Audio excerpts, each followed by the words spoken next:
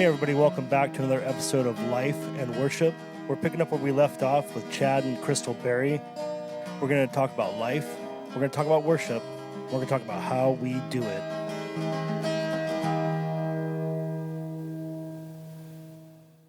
So, going to church, did you ever meet her at the church that she was the worship minister at? Yes. So there's a lot of probably history in between. Crystal and I met each other in 2015. So I feel like I had some date stamping. I graduated college in 2007. Okay. So there's a 15. There's the 10-year gaps of like my college years and after college, and then I ended up. What did you do after college? Did you just kind of bounce around? I mean, what did you go into work as? Well, in the mix, as soon as you got out? There's a lot. There's a lot in this story. Let's keep it podcast one short version of. So I went to college. I was dating a high school sweetheart. After I graduated, got married. So we were dating 4 years there, and I got married. Was married for about 4 years and got divorced. Okay. Short version. In our 4 years of marriage, there was back up north, Arlington, Everett area, and so bought a house a little further. Were you both going to church? Was she going to church as well? She would visit and come with me. She joined my church. Yeah. In our life that way, but it became less of her thing, or it was just never her thing per se, right? Right. Me at the time just looked more like social, outgoing versus introvert stuff. Yeah. But it's value stuff that percolated. Yeah. So she was assimilating into your lifestyle. Yeah, and supportive in it from a volunteer and music worship side, but yeah. As that wanes and moving further from your family or further from your church, the commute to go is more effort. So over time became going the one less time a month or two less times or once a month to skip a month to there was a period of just not going anymore. Right. For me too. Like, first one, then me. So like there was a period I would say there was that section of not going to church. Then divorce bomb hits. Yeah. And, was that a surprise to you, or was that building for a while and you could see it coming? It was a surprise that it could happen. It wasn't a surprise that there were like just marriage troubles to get figured out. And at that time I'd be like age of, call it, 26 and 27-ish age. It's a nice, crucial young adult where you're smart enough to do some things, but don't even know what you don't know. Yeah, and 4 years is, tough. You're still, I don't care what anyone says. Some people are blissfully married forever, and it was great from the second it started. I don't know, the first 4 years, you're still kind of learning each other. You're learning to live with somebody else's stuff, whatever that is, however they live, because no two people live alike, right?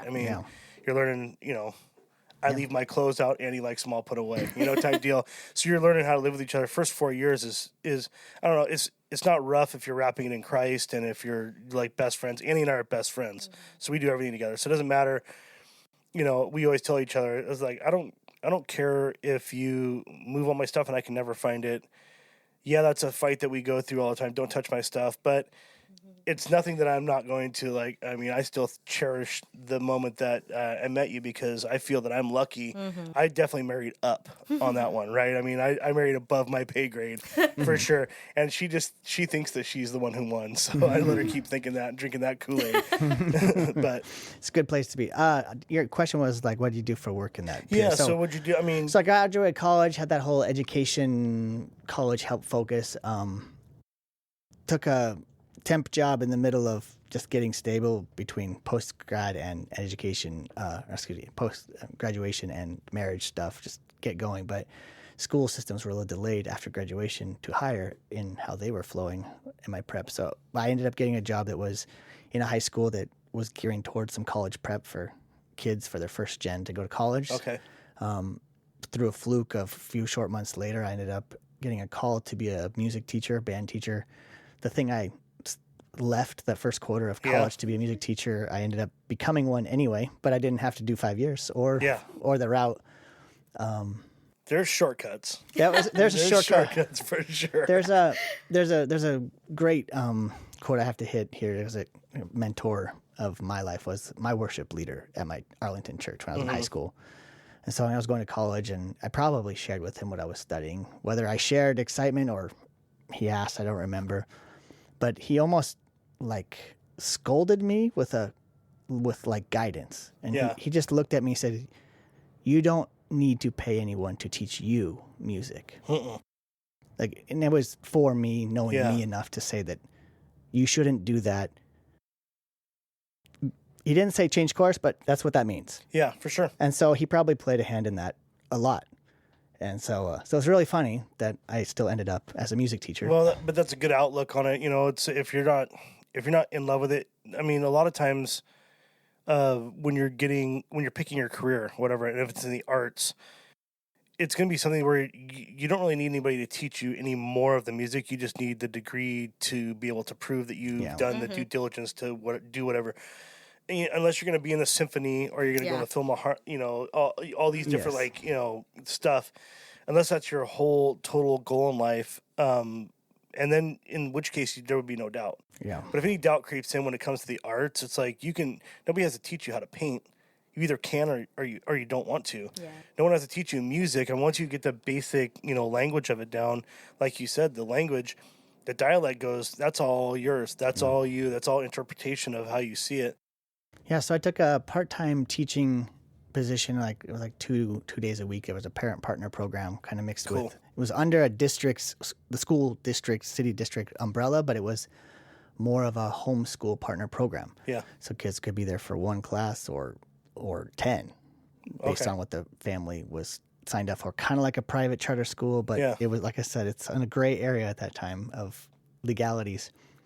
And so I would teach. I had to relearn, and teach all these expanded band instruments from the trumpet and baritone and clarinet, flute, sax. Write music for a small band and switch parts because you don't have a French horn, and get creative with everything out of the cupboard with your band is whoever signed up this year, from a 5th grader to a 12th grader.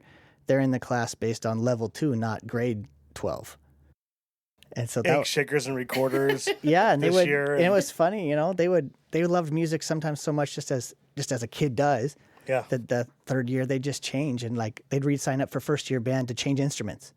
Cool. And so that was one of the most fun things to see. And then they would start switching all the time. Like, but yeah, that's the joys of teaching in music that I did get in that period. But yeah, that was happening at the same time. You know, the whole divorce kicked in, and or near the end of that, and I had also taken on a mentorship role I was a mentee role. I was apprenticing at a repair shop, a musical instrument repair shop. Okay, all right. So I was studying with a legend of saxophone repair specifically. Really? That's awesome. So, did you really like doing that, like repairing saxophones? It's mechanics, and I was a nut about it and researched the snot out of it. Couldn't stop me, and that turned into he got medically sick and ill really suddenly. So we worked it where I was buying the business, buying his name and taking it over. And that was the period the divorce hit with everything. It was crazy. So all those big stresses make sense to why certain things. When it rains, it pours. Toppled. Yeah. So when did you guys meet? So that's a good checkpoint in my life. That was there. I'll do a speed from there because that's like 2012, and then we have 3 years of gap there. So why don't you catch up to like what were you doing in 2011, 12, 13? Man, do I remember that far back? Probably. I think I was definitely working. I was back here in Washington.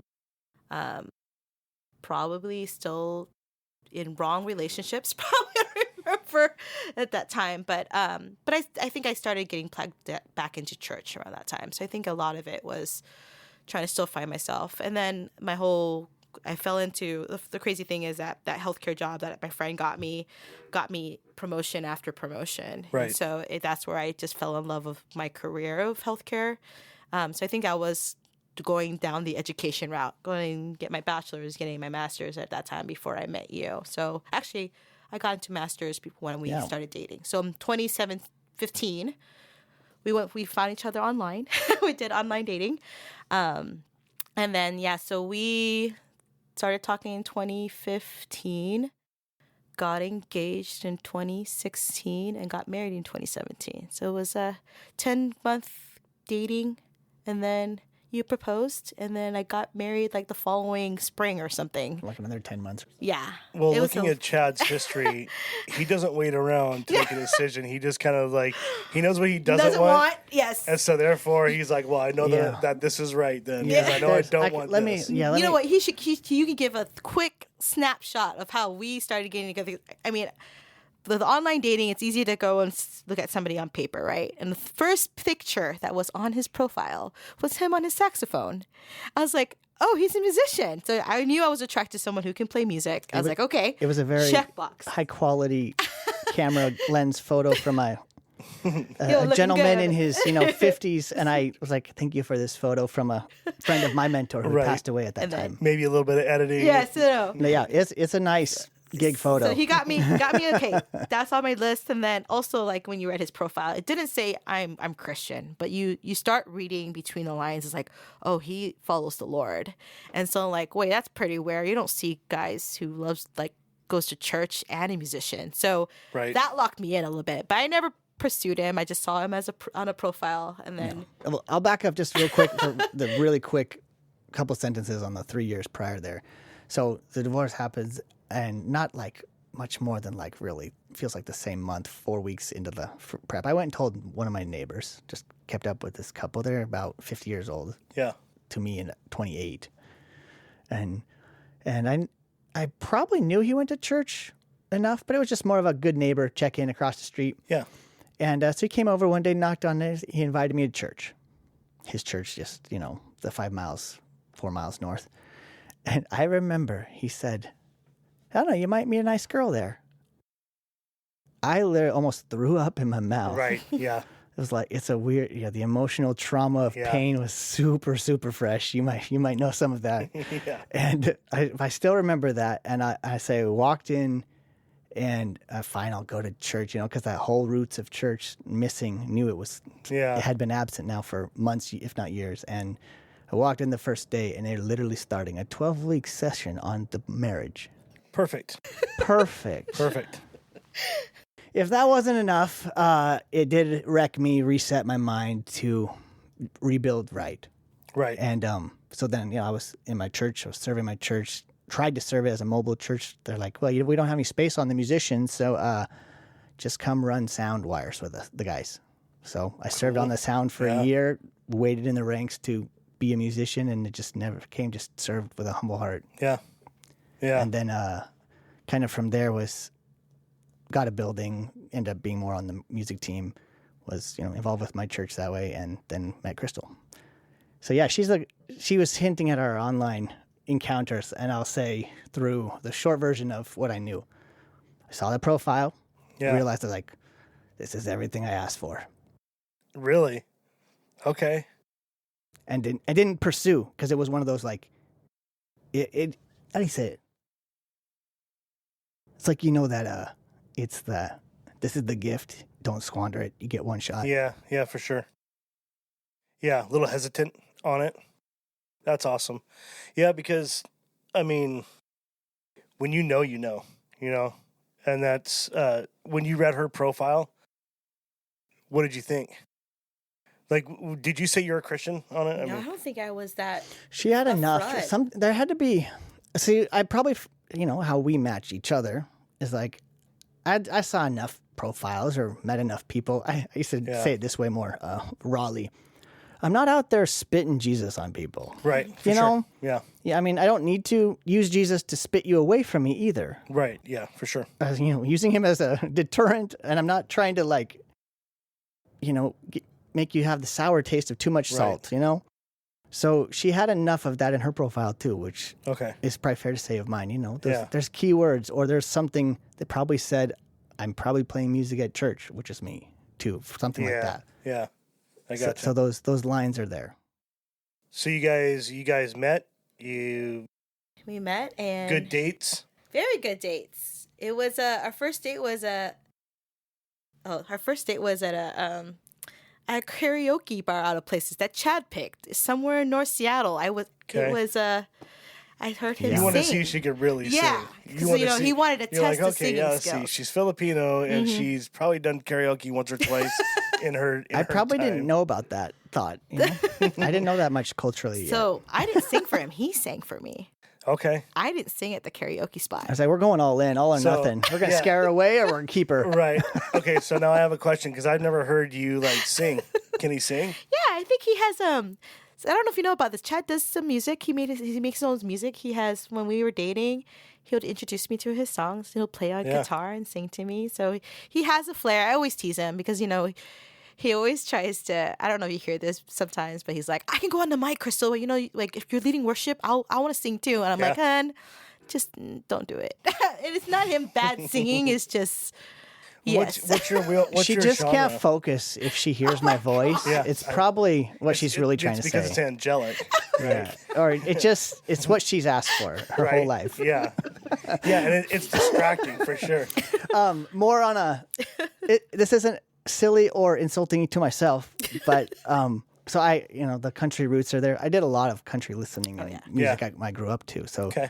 but I like to say it's kind of like it blended a bit of hometown upbringing mixed with some of my favorite artists had like more jazz flair in that style. Yeah. So it mixes my jazz like a side fusion. too. Mm-hmm. So more country flair is Yeah. probably just my natural that comes out because of my upbringing. Not that I want that, but that's probably not the sound she's looking for on the microphone. Right. For sure.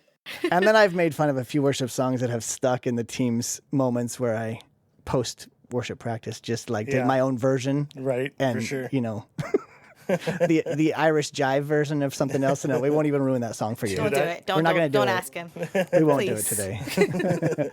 No, I mean, I'm kind of the same way. Like I don't know, I'm heavy into blues, but like big time country overtones for sure. But I like soul. My mom was a Motown Yeah. lover, right? I mean, but my dad was a Beatles, rock, Beatles, Rolling Stones, Led Zeppelin. He loved all that. He was a guitarist, so he liked all the really, really good, rich 60s and 70s music. But that's why he liked Keith Green so much, because Keith Green attacked the piano and made that piano work for him. He was one that just took his instrument and controlled it, and his voice was amazing. He didn't Yeah. sound like what your traditional, open the hymnal to 125, type stuff. So that's a different kind of singing for sure. Yeah. And I think I like. I tell everybody, people tell me all the time, "Oh, I can't sing," because they know that I sing and I record and I do these things. I'm like, anybody can sing. It just depends on if it's in your wheelhouse, if it's your genre, if it's your vocal, if it happens to be something that you're feeling, then you can tell the story. Willie Nelson to me doesn't have a really great angelic voice, but he tells a story with his voice that's undeniable. I mean, he's a great singer. Not one that I would go like, man, if I was to listen to that sound 24 hours, I'd be in heaven. Yeah. I'd be going like, okay, that's going to grate on me a little bit, Yeah. So you guys met, you got married. I got married.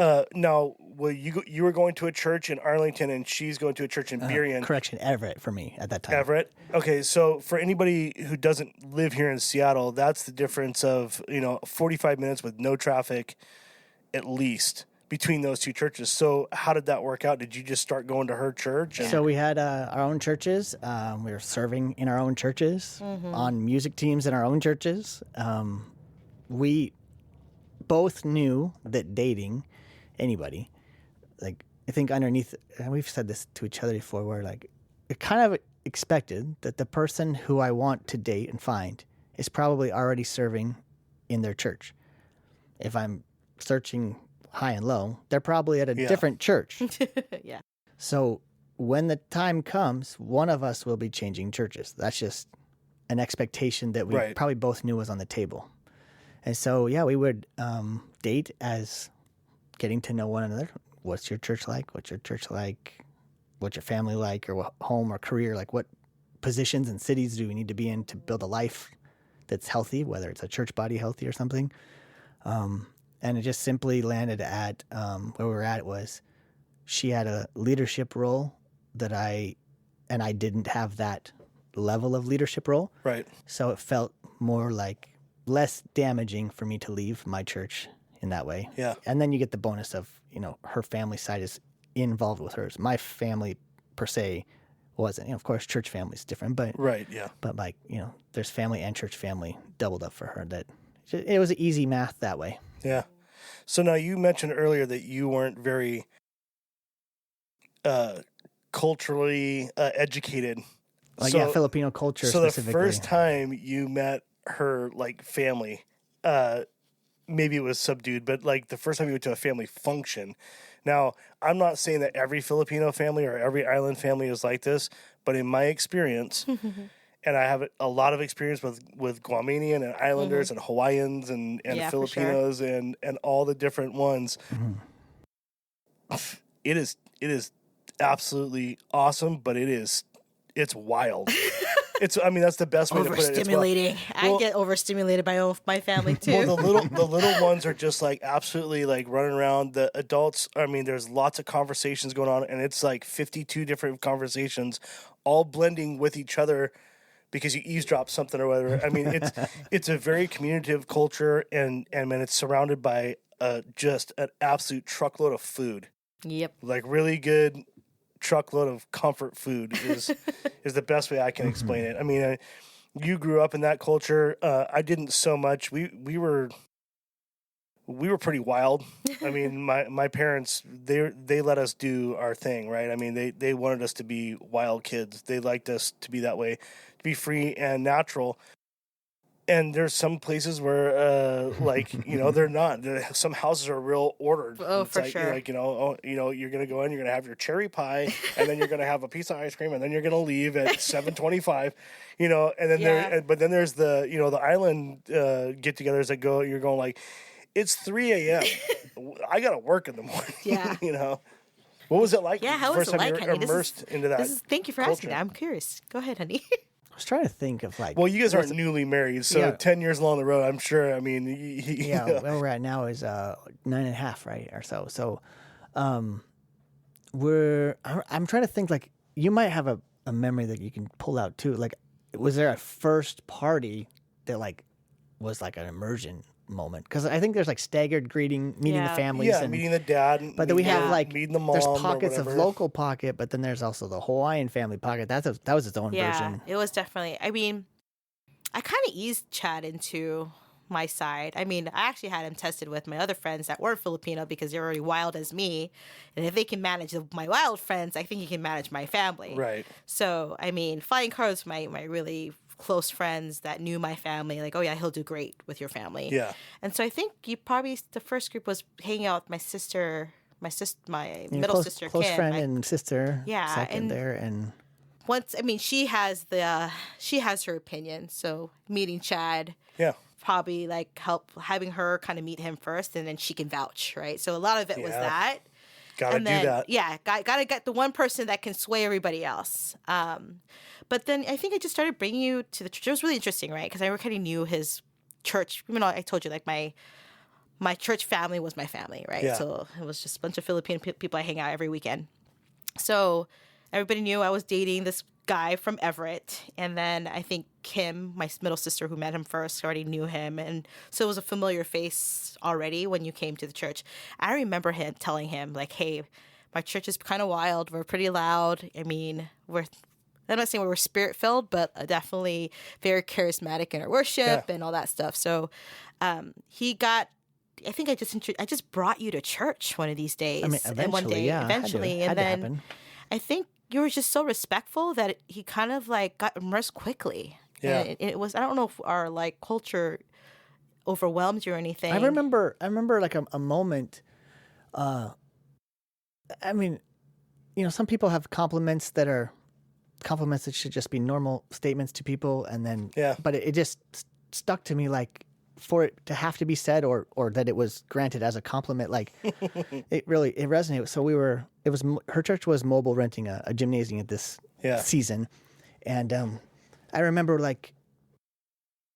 I had to have been newer, but we were cleaning up chairs, like clean up roll-up wires, sound out all the gear. Yeah. And I was just helping. Right. And one of the key leaders said, "Oh, it's really cool if you just jump in and help." And I was just like, "You mean that people wouldn't do that?" Right. Like that's one of the first memories I have. yeah. And and realized that probably ties into, you said, like, somehow I earned respect in Oh, different yeah. things, but that's after church, right? That's not.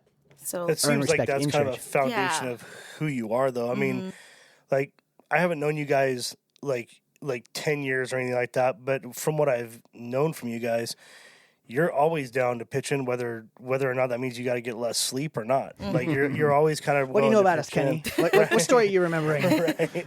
Well, I mean, just you're always just willing to do a little bit more if you're able to do it, and Crystal, you have your energy level. Like, I don't even know if I had a teaspoon of that, I could accomplish so many things. Like I put in long days, but I get tired. She could lead Zumba worship on Sunday morning. Just tune into yeah, live totally, worship and, yeah. I and need to talk copy to her. Barry about that. We're gonna throw in some moves, There's a while we're doing worship. period when our church did not have the wireless mic for the singers. They were How many times did you stationary. get tangled up in that? There was pre that they were on a stand. So we say like tethered version Yeah. of Crystal's energy, and she would still, bring the worship, but then she'd take it off and had the wire, but then now she's free Crystal. That's when you just Steven Tyler and pick up the whole thing with the Yes. wire. Just carry it wherever you're gonna go. Can't Yeah. contain it anymore. Yeah. I think probably I think he was just so good at being around my family because I think I did give him some forewarning, like, hey, we're pretty loud, but he just took it in strides and I told him, don't get involved in every conversation that's going to happen everywhere. Yeah. You don't have to listen to everyone and all that stuff. Probably the one thing that was really, not to say impressive, but something that really hit my family was when, so I actually have a lot of family from Hawaii. There was actually a funeral that was happening. It was actually a good cousin of my cousin's had a stillborn baby, and we had to do a funeral wow. for this. That's a sad one. Yeah, and this is where the whole being part of. Yeah. I had to do the music for the worship team and for It's this worship memorial. for the family, but it's family. Yeah, and Yeah. so my whole family came, and then Chad was there. He was like, "Who's this guy helping Yeah, she Like- had me play guitar. play with guitar at this memorial singing. and be able to just to be around that, especially when." When you have reunions, you want it at a happy time. Yeah, But for then sure. he was there supporting my whole family in this whole ordeal. And so I think that was one thing probably that you left a really huge impression on my family is wow, he's showing up. Yeah. And I think that's what's so great about Chad is he shows up. Yeah. He will put his 100% in everything. And so I think my whole family, from my local family to my family all over the states, love Chad because he's just there and what you see is what he Yeah. is everywhere. And so, yeah, I mean, a lot of my family know that we do music together. Yeah. So that's kind of our identity as a couple. They'll show up and sing for a funeral or for a wedding or a Right. da-da-da-da. So I mean, it's a fun and unique label. It's like it is Chad and Crystal. That's a label. we're always together doing something, Yeah. serving It's, somewhere. Yeah. As you know, with our own worship leader, it's like Chad and Crystal. I mean, I can't. I'm having a meeting with one, but both should just come. Yeah, for sure. Yeah. It's kind of a fun We are dynamic. Yeah. It is awesome to do ministry or just family ministry together easily. Yeah. It's helpful. It's helpful because it's easy, but it brings purpose. It brings flow. Yeah. Well, but like she said, you're one of those guys that what you are today is what you're always, what you see at church is what you see out and about. You're always willing to give. I end up doing it, but I don't do it with a great attitude all the time. I'm always like, oh God, because I have a truck, I have to go help this person move. I always end up doing it and I have a good time just because once I wrap my head around it. Annie truly is, I call her my ambassador. She's truly my ambassador. She volunteers me for more stuff than I would ever, We love- thank you. I've had a Annie. few of those conversations. ever volunteer myself for. She definitely volunteers me for. And I always give her her ration. I always go hey, don't ever schedule me for stuff if because what if and she's like, well, what if, but you don't. So I already know because I write your schedule. So there you Oh, go. Annie. Yeah. And So so much insight. plus they need help, and she's like, and you like helping people. So there you go. So Yeah.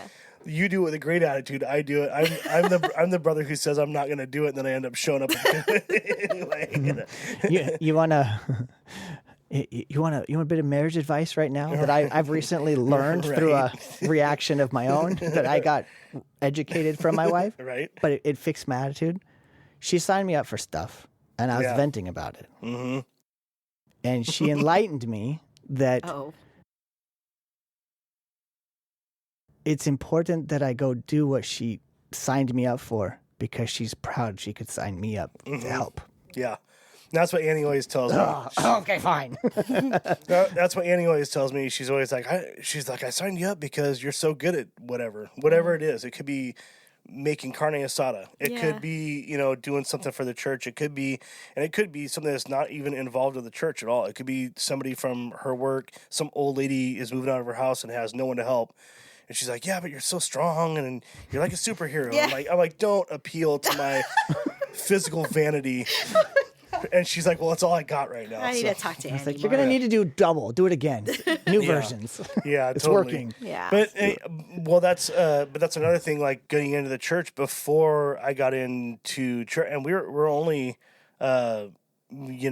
probably 8 or 9 years into like coming back to Christ, and coming back, I was stone cold. I was coming back going like, I know that I was this way, and now I have to be this way. But how do I make that transition? And ultimately, it came down to me going, Lord, I cannot handle this on my own. And I thought for sure that I could do it on my own. I was like, I was raised in this, right? Yeah. But I had spent so many years isolated and doing my own thing, doing what I wanted to do when I wanted to do, because it made me feel the way I wanted to feel. That starting to church and being generous and patient and all those things, it's an ebb for me. It's a hard transition because people see me now and they go like, I can't believe you're like the way you are, because they knew me 10 years Yep. ago. They're going like, man, 10 years ago you would throw your hard hat at someone's face if you got mad at them, and now you're just like, okay, well, hey, we're gonna deal with it. Here's the best solution, and like you're totally a different person.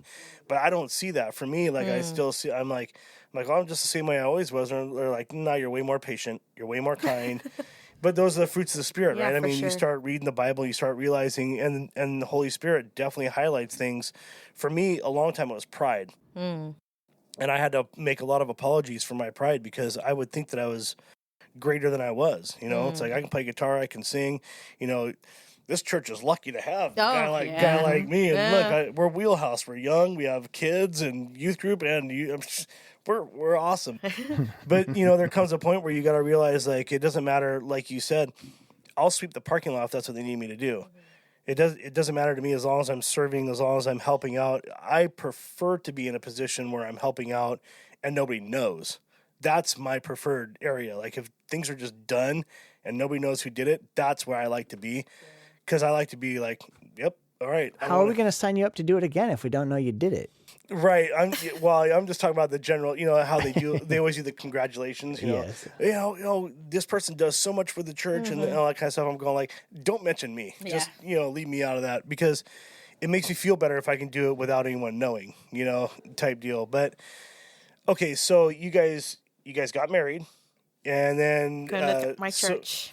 Yeah, So we started playing together. But how did that work? on- Were you on guys her worship dating, team. and then all of a sudden you just kind of went to her church, and then you guys got married, or did you guys get married and then go like, one of us has got to quit? Yeah, no, we was started at least at engagement, I think. Yeah, engagement. We started having him. Because I remember there was something with like my pledge stuff to my church that I had to fulfill through the end of the year, but it wasn't like I had to be on the music team per se every week or anything. But I think there was a fun period too of dating and engagement where knowing that that's where we were going to go walk into that direction, to her church, that I got to be more involved with playing on her team. So that's kind of the whatever she signed me up for. I made the schedules. So if you remember, in college, I learned guitar. So definitely there probably was between guitar there and were sax. gaps. So I was like, you have skills. I'm going to put you on the team. And again, Right. that was just another reason for us to hang out. Like, you can come to worship practice with me now, and you're like more in this. And I also realized too, like, oh, this guy has skills. I need his skills to teach others music. Like, Right, we need yeah. people who needs to learn some guitar chords that maybe he can help. So definitely I had more of an advantage to take him on my side, just saying, hey, I think I can use those skills in the. Sorry, honey, I feel like I used you, but still, like, you had the skills to improve our team, and so there was a lot of young men in our worship team, And so they actually started really looking up to Chad because he was spending time with them and he was like teaching them things, Right. teaching them sound, teaching them whatever. I mean, I think that's where we got a lot of our time together, was doing music together. And so I think, so when we got married, you definitely said, I'm not going to go here. We're going to end up coming to Well, that's we to definitely our- were already to my changed church. over Yeah. before marriage day. And, you know, it's really interesting, right? Because me being the leader of the worship team and now he's part of the team, you know, it didn't really get me yet, you know, because we're just still engaged. We're kind of in our fun, happy time. And then, Pre-honeymoon. yes, pre-honeymoon stage. until the formal roles of husband and wife really locked in. And so, you know, we had that conversation about like, how do you correct, you know, your leaders or your people in your team? And I'm like, wait, there's something that Chad's not doing that I don't want him to do, or he's doing something. How do you correct your husband? Right. Well, and that's one this, other you thing I know? wanted to dive into. It's like, so you're the worship minister. You're Mm-hmm. the one running the show. You're part of the crew, and she's got to direct you the way that she feels it needs to be directed. But as a new husband, like, did you guys have like a stop sign that you're like, okay, well, now you're in control. You're the husband of the house, or did that even come up? I mean, And we walked through that, and whatever sticker bush you stepped on, you dealt with it at the time. We didn't think Yeah. about that ahead of time, is what I'll say. Didn't. Or we weren't warned about that right. possibility. There's not many people who I know of who have ever had to walk into that Right. changing role dynamics. Yeah, changing roles for sure. I know now, I don't know, Annie will probably slap me in the back of the head for saying this, but when we first started dating, I told her straight up, I said, now, here's how it's going to go. I'm going to manage this relationship. I take responsibility for your protection. I take responsibility for the kids. I take responsibility for all these things. But in that, I kind of have the final say. Now, you're going to be my queen, which means that I'm going to listen to you more than anybody else. But ultimately, when it comes to the dynamic of raising and doing everything, it all falls on me, right? So I was like, I need you to be the woman and I'll be the man. And biblically, here's my role, here's your role. And she was like, okay, yeah, cool. That's going to be awesome. Like, I love that. I love the dynamic. I've never had that. Usually I'm the husband and the wife. Yeah. In any situation I've been in, I've always been kind of the dominant personality. And I was like, well, that's not going to be the case here. Right. And so we both agreed on it. But in the next 6 years prior to us even getting married, there was a lot of fight in that. There was a lot of, well, I want to do this and this, that, and the other. And I'm like, listen, I already told you this is how it's going to be. There's got to be someone that makes a final cut. You're making an emotional decision. I'm making a logical decision for the direction of the family. This has got to be this way. And there was a lot of ebb and flow. But there was no point where, like, she was, telling me what to do and me going, like, I have to be submissive to, Yeah. she's running the show and I'm playing the saxophone or I'm playing guitar or I'm doing backup or something like that. There was never that situation. It was always I just had to remind her, hey, remember we had this conversation Yeah. and this is how it's going to have to be because this is how I run my house. And if that's not acceptable to you, then, Yeah. we already had the conversation. You said yes. So Yeah, we you're had- stuck with me now. Yeah. So we had lots Yeah. of moments. Probably some we both remember, some only one of us remembers differently. Right. Like as what might have been good for me as a memory helper or something, or Right. misstep, or she might have one of her own that I don't remember. But But nothing where you remember like there being a difficult period because sometimes there's a transition period. It's usually like end of year one Yeah. into year two, and there's still it's that. hard Yeah, to I label could a probably, year. like, But then speak we had two different Yeah. seasons. I But think I can speak a little bit into like being a leader, right? Because I ran this group and this was my group and they knew the expectations and how to function and what, and so Chad, curious, but then didn't know that culture. And so Yeah. like there was a lot of questions. There's a lot of like, I always took those, it was really bad at that time with still learning myself. Like I thought his questioning was questioning my leadership instead of him. I'm questioning because I want to learn. Yeah. And so If that it- became more of a like, you're now like not listening to me as a leader, or you're not submitting to what I had created here. And so that made me feel like a little uncomfortable in terms of like leading him. Like, I can't lead you into this. Like, you see me differently. I'm your wife here, but I'm the leader, you know? So I think I felt that a lot. And that's the thing, is like, he was my best asset, but also like the worst one that can be there, because he knows my weaknesses too, right? Yeah, like, for sure. Chris, and he was classically trained. He had more musical skills That's what than me. I was going to bring that up. I was going to say, like, Yeah. did the insecurity ever come up because you're going like, well, just because you're classically trained doesn't mean that you can do this or do that or whatever. And I'm not saying like fight wise, but I'm just saying like internally, I know that goes on quite a bit. You hear that classically trained, you're going like, yeah, I didn't let that burden me too much. I actually try to use that more as an advantage. Is like, if someone was coming to me for something, it's like, oh, just go to Chad.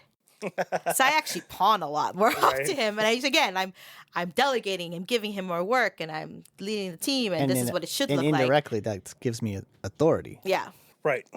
So now I'm gaining authority, but technically, if you want to say, the role of rank hasn't changed. Yeah. Correct. But now you get like 2-star general and 3-star general levels, right? Right, Or yeah. something. You know, Yeah. those are different Totally. issues. There were plenty of good times of like, skill usage, team management, and I'm grateful that Crystal was like, Jack, can you go teach them I don't know what they need, but they need something that you probably know. Right. Right. And you just go work with these 2 good musician parts, or go help the sound. There was Or something let's- else. Right. Or let's make Chad was really good at making music. I was like, hey, we need something here. What would be better? So we did a lot of collaborating too. So I leaned on him a lot. But then, like, it then became more of a partnership. Not necessarily I was a leader. I wasn't really I was leading kind of like the administrative part, but then leading people in team, that started becoming more like, we're together in this. And then that's where probably I saw like, we are one. Yeah. But still, like, I was held accountable. If something failed here, Yeah. I'm held by the leadership. Like, hey, what happened here? So that was something it was a lot of, not arguments, but a lot of like hard conversations. It's like, this is hard to live like this. I'll You say, like, know? it wasn't like always, like she said, it's nice to know it wasn't in her head circling of like questioning things. Right. But we had some hard outward conversations where we're like, you're asking things, this is my technical side, you're asking things of them they don't know. Like, Right, like it's like a technical chord of something. So we need a timeout. I need to teach them, but then, we're affecting like who's running, just practice, right? Yeah, Yeah. for sure. And Crystal would have different roles. She would lead, as I say, lead singer, their set, so they're leading the whole worship. Or she would also be like called a piano player, assistant vocal, and she's raising up a rotating leaders of their set. So she can still have a leader, worship leader in the band, of like, I call it minister, music ministers in the band, but the leader of worship today is somebody else. Right. So like we would both be on the team in those moments, and then you have 3 leader dynamics for different authorities. For sure, And then they all look to different people at different times. Right. That's not to say it's wrong, but it was Right. No, but ultimately you're the coach. It Yeah. doesn't matter. I mean, who's leading that day. You're directing how for that's sure. going to go. I mean, you always have to give people a little bit of lead to. Otherwise, they'll never step out. Yeah. Stay under the umbrella and just be like, okay, well, I'm here. But if you make them step out, then it exposes really Yeah. good and fruitful things that can come from a different leader, and maybe they're touching somebody in a different way that you didn't, in a new way. But ultimately, like I said, you're going like, nope, this is gonna be the leader this week. This is how we're gonna do it, type deal. Yeah. But that's more like a team dynamic. You said you were a team builder, and like Yeah. that was kind of your favorite thing to do is like a lot of team building stuff. I was a team player my whole life. Baseball player, you rely on 8 other guys. Yeah, for sure. There's a lot of sports where you can be an individual, but baseball's not one of them. You rely on everybody to do their thing. Football's another thing. You rely on blockers and everything else. In a band, you rely on everybody to play their instrument well so you can perform correctly. And so being a team builder, that's kind of like a wheelhouse for you is conducting, Yeah, like being a conductor sure. for the most part, So do you still teach? Is that what you do for like a living? I know for our church, you're the media and the basically Sunday morning Sunday productions. Productions. Person, yeah. yes. But you handle a lot more than just like what that sounds like. Media sounds like you're like doing some YouTube videos, maybe some announcements and stuff like that. But you handle our live feed. our Yeah. editing and all that kind of stuff of our video, so the visual part of it.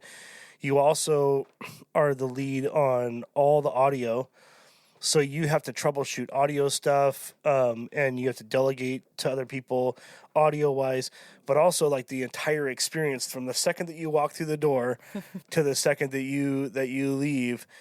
You know, how is that blessing? What does that blessing look like? What does that experience look like? And that kind of all falls under your same wheelhouse. That's my second hat. Yeah.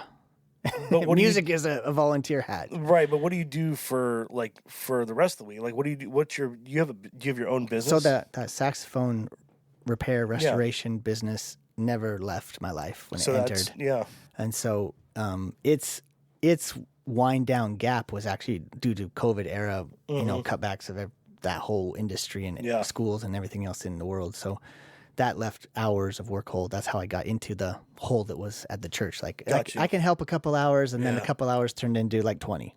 right.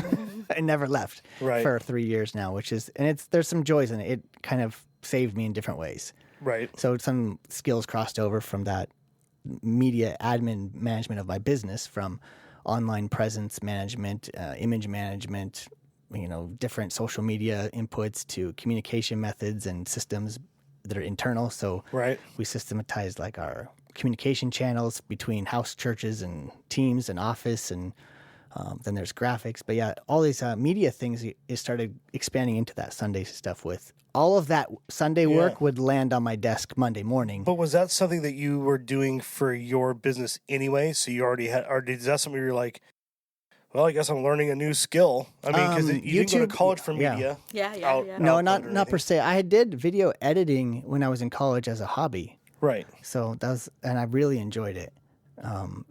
I spent too many hours because video editing can be like that. Right. Rabbit holes. Rabbit holes and Lots of 'em. filming outings with friends and just turning it into a video for the trip or something. Right. Before that was really the age of YouTube's start. But I never got into the YouTube side of like that. So that was an expansion learning. Yeah. But just being aware of really the purpose of media. I Yeah. was kind of called into it for a mix of a sermon that really hit me, dreams that I had, Yeah. and I had to learn the rest along the way. Yeah. For sure. But the background of I did recordings of my own music in multi-track layers. I had the video editing background. Yeah. I managed the public online image preserving your image online with my business. So that's just the concept of what I stepped into with the church. So I've really seen a trend in my life. My job is as a middleman to steward. Right. Right. For sure. And so, but you still run your the saxophone repair and Yes. musical instrument. Do you just do saxophones, or do you do? It's just saxophones. bunch of different- Specializes in vintage saxophone. vintage saxophones. Worldwidesax.com. Right. And for those sax players out there, it's I'm coming up on 30 years if you count my mentor's start, and where am I at in that? Half of that chunk. Wow. So then there's mouthpiece mentors and Yeah. refacings. It's handcrafted things. Rebuilding a tiny engine is kind of what it is. Yeah, for sure. Yeah. And are you still in the medical field? Yeah. That's what you do? Yeah, so I am working for Community Health Center. I'm the operations director for education. So I open up programs, learning programs for like healthcare professionals, Okay. create apprenticeship programs, things like that. Yeah. In the healthcare field. So That's awesome. yeah, So, I don't know. So you guys are about ready to have a baby. yes, Yes, that's So- big news, good news. Yeah, super, super awesome news. Is that something that you guys have been really planning on? Is it something that you guys have been like really like going after, or is it something that you guys are like, oh, it'd be nice someday to have a baby, and then you're like, okay, cool. Well, now we're blessed with one, because I Yeah. know there's a Yeah. couple different dynamics that go along with that. yeah, Yeah, there's been a scheduled try, Yeah. plan, desire for a few years, and Yeah. figuring out different methods along the way with some health things had to get fixed, and Yeah. and then there's some things that just every health record says you're healthy, and you're Right. like you just give it up to God, but you do your fleshly parts of, there's like life management and stress management Yeah. and everything else in between, For but sure. but yeah, we were trying for years, and we Good. say the 1 month we're on a reset for a new trial of stuff to get reset for. We're like, all right, 90 days might give us this next season. Yeah. No, it only took like 30. Perfect. So Yeah. it was so much of a great surprise that it was still a thorough surprise. Yeah. Yeah. A lot of planning, but then we're still surprised by it, which Yeah. is, and it's definitely a Well, because you can a plan, blessing. Yeah. and then like you said, when you kind of just set it all aside, and you're like, you know what, we're gonna reset, and then it happens. You're going like, what? whoa, That was it. Okay, yeah, like cool, I guess. I tried the least hard to think and worry, and Yeah. yeah, that's the weird blessing of it all. yeah, Just December worry baby, less. December December baby. December 23rd baby. So right before Christmas. So it'll be a good gift for us. yeah, that's gonna be awesome. It'll be awesome. it's going to be a Yeah. great gift. We're not on worship teams in Christmas season. No, That's what I was gonna say. I was gonna Barry, if you're listening to this. Barry already knows. I had a meeting with the worship pastor, so Right. Well, is that going to? I mean, because you're probably pretty busy running your own business, but also doing like probably 20, and I would say 20 plus hours a week for doing the church media and the stuff that you have to do for the church, and then you full time doing that and setting up all that kind of stuff. I mean, what's that look like? I Yeah. mean, so are you guys planning ahead for making more time for yourselves to be? Because a new family, I mean, and I'm sure you're like Annie said, you're probably getting a lot of unsolicited advice from every corner of everybody who ever had an interaction with a child. They're going to tell you all these different cool things that you can do. But one important thing is always to spend time Yeah. and to get to know that little person, and raise them up in Christ for sure. You know. it's everything you said is really good. We haven't the plan of how to change is just one step short of what that will be. Well, you have several months. I mean, you have several months to kind of like mull it over and work it out for sure. Yeah. And then even after the child's born, I mean, there's just no sleep. Oh, yeah, for that's sure. that's the part. I mean, but like I said, that it's every child is different. I mean, my kids for some reason are midnight and 5 a.m. I mean, they don't need a lot of sleep. They're up and they're running. They want to experience every day fully. But I've heard other people who are like, oh yeah, kid sleeps through the night, and it's like the third day alive, and you're going like, sleeps through the night, Yeah. doesn't wake you up 5 times. Oh, that Yeah. what a blessing for you, you know. Yeah. I think probably, I mean, at least for the many years you've known us, I think we always had friends say this to us, like, man, you guys are always busy. Yeah, those are labels. Those are like, we know you're busy, but can you X, Y, and Z? Mhm. And, we always tell our friends, we're like, we may look busy, but, like, we love scheduling things. And when you have us, you have us. Like, Right. whatever hour, whatever day you get, like, this is all your days, Yeah. And I think Chad and I have been doing that for our whole marriage, staying busy. And I think that the biggest change is that children, you can schedule all you want, but you're not going to be able to schedule everything. That's actually going to be the biggest thing for us. It's like, it is going to require a little bit more of the flexibility and where does our time go? And, as you see us too, Kenny, like Chad and I are very vested in the church. We're vested in our families. We're vested everywhere. And so we're learning to come into a season of being very intentional of what we're going to do the next few months, right? What do we set up? What do we do? We love serving the church, but we know we can't do every hour anymore. And Right. so, like, the Lord has actually been preparing me at this time. The last 3 months, the Lord has really, the whole thing about discipleship at our church has been something that's been already pressed in my heart. Like, Yeah. Crystal, you're great at leading worship, but like, what are other leaders? Like, let's raise up more worship leaders. Yeah. And so the Lord was really speaking to me. You need to raise more.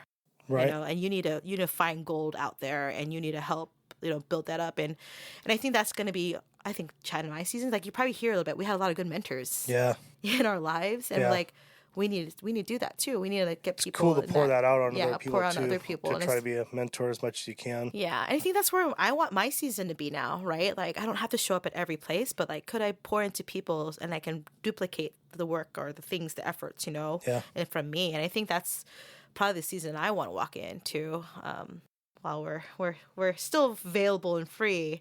But I think that's something I think we need to start learning to do, especially, we're older now, right? We're not the young 20s that can show up at every little thing, and now having a family is not going to give us that type of freedom. So I think we're excited for this blessing. I mean, there's just so many people. We've been praying for a long time, and a couple of people who are listening right now are one of our prayer warriors. But it's a exciting season for us. I know the last 3 years, not only we were praying for this baby, but like working on our marriage. Like we do How We Love.